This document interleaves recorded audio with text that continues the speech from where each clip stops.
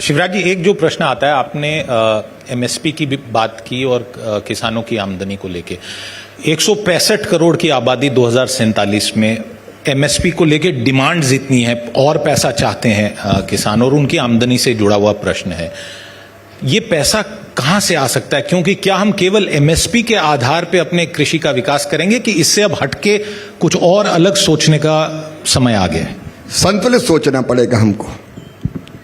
कुछ हमको करने पड़ेंगे, शॉर्ट टर्म के लिए कुछ उपाय करने होंगे और कुछ हमको करने पड़ेंगे लॉन्ग टर्म के। जैसे मैंने कहा, अच्छा बीज उत्पादन ज़्यादा बढ़ेगा, लागत घटेगी, प्रॉफिट अपने आप बढ़ेगा, उससे प्रॉफिट भी संबंधित है।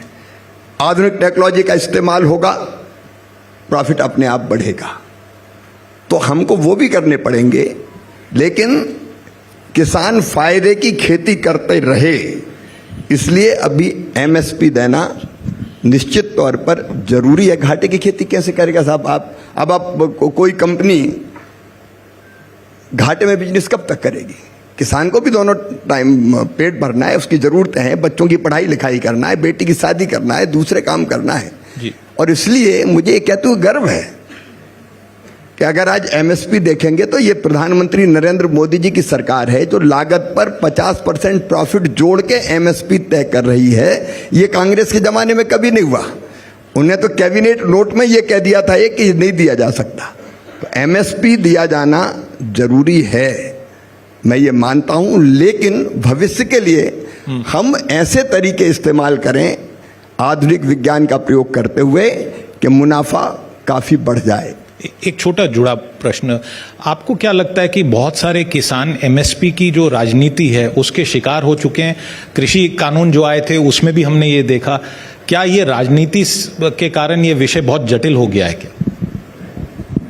देखिए, मैं मानता हूं कि एमएसपी देने का फैसला उत्पादन की लागत पर 50% प्रधानमंत्री नरेंद्र मोदी जी की सरकार ने किया। ये जायज़ है, जस्टिफाइड है, किसान को हमको देना होगा। मैंने पहले ही एक्सप्लेन किया कि जब तक वैसी स्थिति ना आए कि हम मुनाफा काफ़ी बिना। अच्छा, दूसरी बात ये है कि एमएसपी पे आप खरीद के, आप दूसरी तरफ देखिए कि एमएसपी से ज़्यादा रेट एमएसपी कब देते हैं? अब हमें हमेशा एमएसपी नहीं देते। आज गेहूं के अनेकों जो वैरायटी हैं, हमको उतना गेहूं जितना चाहिए थे मिले ही नहीं, क्योंकि किसान को रेट ज़्यादा मिले। बासमती चावल के रेट 4000 रुपया से ज़्यादा होते हैं, एमएसपी पे कोई बेचने नहीं आता। तो आज भी ये गलतफहमी है कि हर चीज़ पे एमएसपी देनी पड़ रही है। कई चीज़ उनके रेट अपने आप एमएसपी से ऊपर है।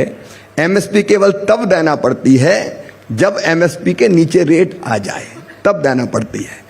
लेकिन भविष्य में मैं कह रहा हूं कि हम जो उत्पादन बढ़ाना और लागत घटाने की जो बात मैंने कई बार दोहराऊंगा नहीं, उस प्रयोग को आधुनिक टेक्नोलॉजी का इस्तेमाल करते हुए अगर हम करेंगे तो मुनाफा अपने आप बढ़ेगा। फिर एक हमको एक्सपोर्ट क्वालिटी की चीज़ों का उत्पादन करना पड़ेगा। हमारे फल, अब हमारा अनाज, अब उन कई तरह के प्रतिबंध लगते हैं तब जब अनियंत्रित और अधिक केमिकल फर्टिलाइजर का उपयोग होता है। तो उसके लिए एजुकेट करना पड़ेगा हमको, उस क्वालिटी का उत्पादन हमारा होगा। जैसे मैंने कहा कि कई चीज़ें हमारी आज भी, हम कई चीज़ों में, जैसे मैंने बताया चावल जैसे, हम दुनिया के 5 सबसे बड़े निर्यातक देशों में एक है भारत।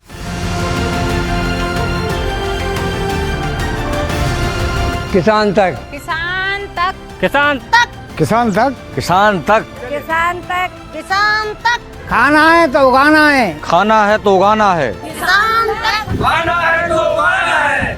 किसान तक, खाना है तो उगाना है।